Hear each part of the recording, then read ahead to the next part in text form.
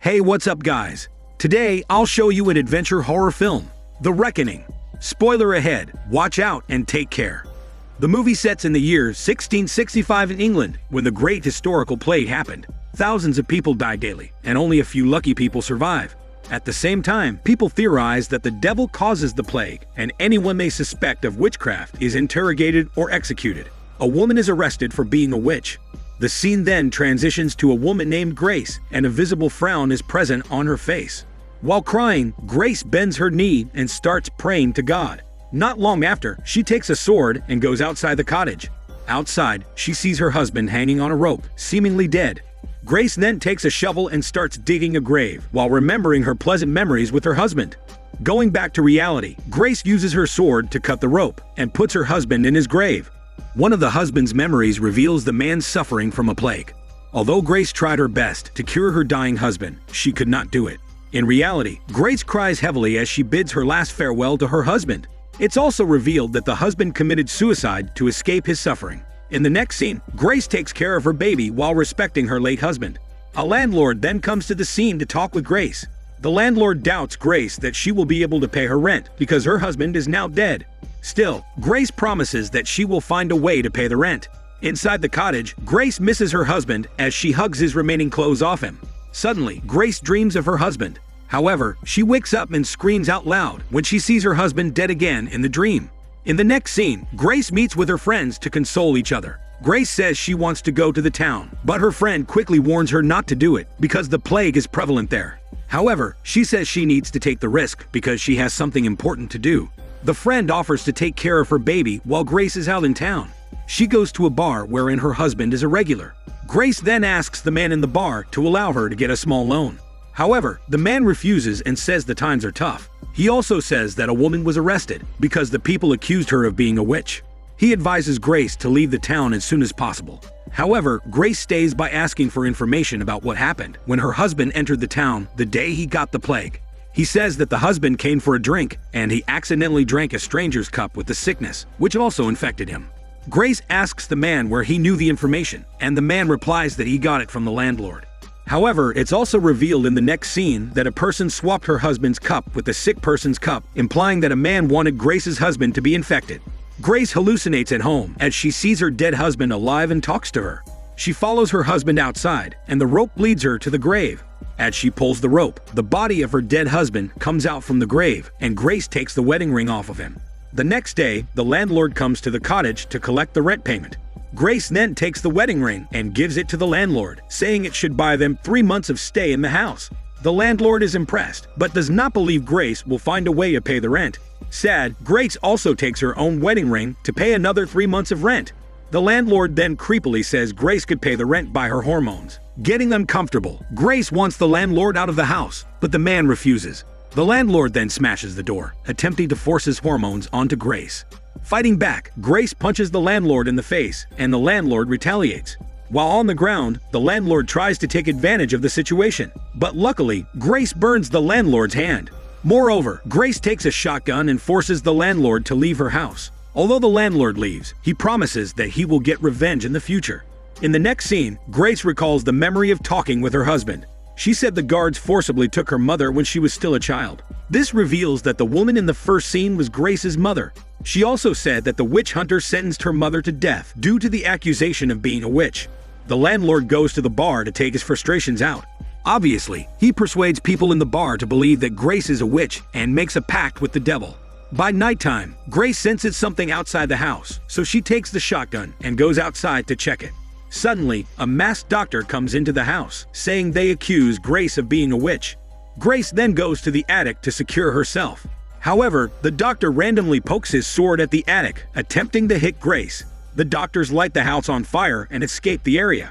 As the doctors watch the house burn, Grace escapes to the other side of the house. However, her friend's husband catches her in the forest and takes her to the landlord.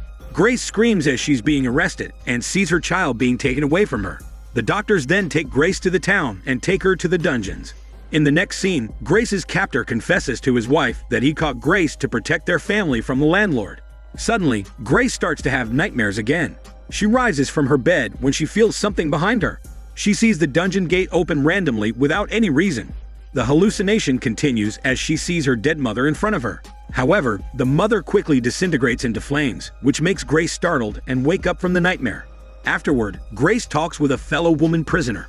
The girl says the guards kept beating her until she confessed to her crime. Meanwhile, a crazy prisoner also speaks about random things in faith. The next day, the people take Grace out of the dungeon and bring her to the execution post. A man hits her from behind, making her feel so much pain. Suddenly, the landlord offers help in exchange for Grace's body. He mentions the name of the famous witch hunter. He advises Grace to confess before she gets executed, but she stands her ground and refuses. Then it's seen that the witch hunter is now on the way to the town. Meanwhile, the crazy prisoner says something about the end of the world, and a person called Death comes to the town. The witch hunter then directly goes to Grace to check on her. Once again, Grace is having a nightmare. In her dream, she sees the devil's presence going stronger. When she wakes up, she screams as she slowly goes crazy. The next day, the witch hunter shows all the evidence of Grace being a witch. He asks Grace why she persists in claiming that she's innocent. He commands the nuns to examine Grace's body. The nun sees a mark on Grace's neck, and the witch hunter says it is the devil's mark. This reveals that the devil goes through Grace's mind with all the nightmares, and he puts the mark on her neck. Meanwhile, the witch hunter promises the landlord that he will make Grace confess. While sleeping, Grace goes into another nightmare. She sees her dead husband, and they start having an intimate moment. However, the romance stops when the devil suddenly enters the scene and scratches her neck. Meanwhile, Grace wakes up when the guard throws her ice-cold water. When Grace touches her neck, she realizes that the wound from her nightmare is also present in reality. Suddenly, one of the kind staff gives Grace information about her taken child. The next day, Grace and the witch hunter confront each other again. The witch hunter says he examines the death of Grace's husband and finds out that he died of suicide. He also says that he heard that Grace's husband was good and godly, and he thinks that he would not commit a sin if he did not marry a witch. He then persuades Grace to confess and blames her for sending her husband to hell. The witch hunter orders to torture Grace for her confession. After the bloody torture, Grace still stands her ground and fights for the truth that she is innocent. In the night, the devil is going through Grace's mind again. This reveals that what Grace has been seeing in her nightmares is not his husband, but the devil disguised as him. When Grace discovers the devil's scheme and denies him, the devil gets angry. In the next scene, the witch hunter's assistant wakes Grace up.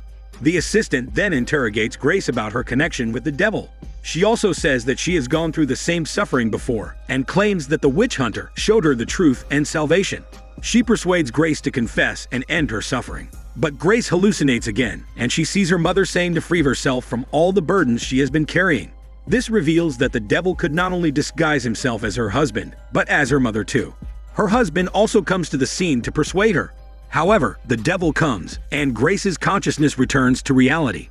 Angry, Grace asks the assistant how many women have been burned to death just because they accuse them of being a witch. Angry, the assistant calls the guards and orders them to lock Grace up.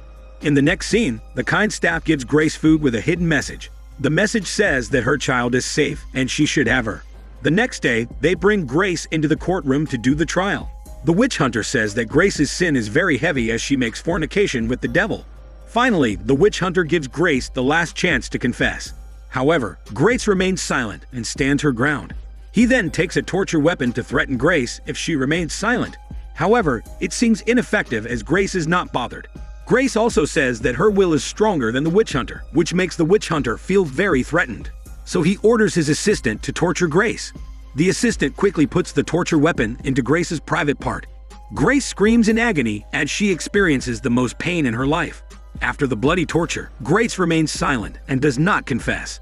The witch hunter then sentences Grace to death because of malfeasance. The landlord gets angry because the witch hunter promised him a confession. Unbothered, the witch hunter also says that they should execute her child. After hearing about her child, Grace cries heavily, fearing the death of her child. In the next scene, Grace's friend quarrels with her selfish husband. The friend says that her husband is a coward and blames him for Grace's situation. The friend then pushes her husband, and in retaliation, her husband punches her in the face and starts choking his wife. To fight back, the friend goes for her husband's eyes, stunning him. She then takes a stone and throws it at the Ferrari horse. The horse then moves and runs over the husband. The weight of the Ferrari carriage flattens the husband's bloody face. Meanwhile, Grace asks the kind staff what they will do to the dead body of the sick prisoner. The staff says that they will dump it as soon as possible. To make a plan, Grace tells the staff that she plans to escape with her child and wants the staff to help her. She then asks for a meeting with the witch hunter. The kind staff goes to take a bottle of the dead sick prisoner's blood, while Grace and the witch hunter confront each other, and Grace says she will confess on only one condition. The staff then mixes the sick man's blood with the witch hunter's wine. This implies Grace's plan to infect him with the plague. Grace says that her condition is the life of her child. She says she will confess if they allow her child to live freely. The witch hunter agrees, but wants his assistant to take care of the baby to ensure her salvation. The kind staff comes to the room with the infected wine. Grace and the baby separate when the assistant takes the baby away. Grace and the witch hunter then talk to each other formally. The witch hunter wants both of them to drink the wine to honor their deal. At first, Grace declines as she knows that the wine is infected, but the witch hunter would not want to drink alone. Leaving with no choice, she agrees to drink the wine so she can continue with the plan. Both of them drink it. The witch hunter then dares Grace to confess her sins right before him. Grace bends the knee and says that she will confess something. Fooling the man, Grace says she confesses that she's not a witch. She then takes a knife and uses it to stab the witch hunter's hand, making him scream in pain. She also takes the other hand to make the witch hunter unable to move. She then confides to the witch hunter that he made her watch her mother burn to death while she was still young, and that the witch hunter has victimized many innocent women. Grace also tells him the wine is infected with the plague, shocking the witch hunter. Meanwhile, the kind staff sneaks into the landlord's room and takes Grace's baby successfully. Suddenly, the landlord wakes up, but the kind staff attacks him, causing him to lose consciousness. In the room, the assistant comes to the scene and attacks Grace. Both of them engage in melee combat to fight for their life. Just as Grace is about to be killed, she grabs a solid object and smashes it to the assistant's head. The object is flammable, and the assistant starts burning to death as she jumps out of the building. Suddenly, a guard comes into the room, but the kind staff saves her from impending death. As the building burns down, Grace and the kind staff escape, but Grace lets the staff and the baby go without her as she closes the gate. She reasons that she will die anyway, because she drank the wine. However, the kind staff says the wine was not infected, because the landlord swapped his own wine for the witch hunter. Knowing about the information, Grace changes her mind and wants to escape. However, it's already too late. Losing hope, she instructs the kind staff to bring the baby to her trusted friend. Grace runs as fast as possible and grabs weapons to protect her from the guards. Without hesitation, she takes a shotgun and kills the guard that tries to catch her. She then takes the keys to one of the guards to free the other prisoners. However, the landlord catches one of the prisoners, and he kills her with a gun. The landlord and Grace fight each other, but the remaining prisoner helps Grace, resulting in Grace stabbing a sharp wood into the landlord's stomach. To finish the landlord, Grace takes a sword and decapitates the landlord. Meanwhile, the witch hunter is slowly burning to death. Suddenly, Grace longs for her dead husband, and she sees his presence, encouraging her to escape the castle. The next day, the kind staff brings the baby to Grace's friend. The friend takes the baby, and they escape to a safe area. The scene slowly fades away as Grace escapes the castle and walks her way toward her hard-fought and deserving freedom. This is Daniel CC Movie Channel. Stay safe and enjoy your day.